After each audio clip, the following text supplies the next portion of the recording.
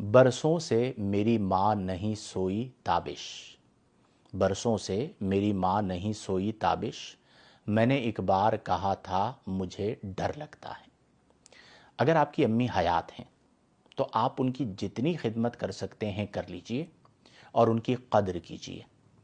ان کی قدر اگر آپ نے جاننی ہے تو اس شخص کے پاس جا کر بیٹھیے جن کی امی رخصت ہو چکی۔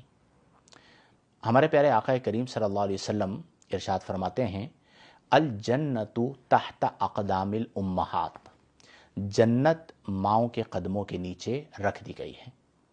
اگر آپ کی وجہ سے آپ کی امی کی آنکھیں نم ہوتی ہیں، آپ دیدہ ہوتی ہیں، یا آپ کی امی آپ کی وجہ سے تکلیف اور اذیت میں مبتلا ہیں، تو لکھ لیجئے آپ سے بڑا کوئی بد نصیب نہیں۔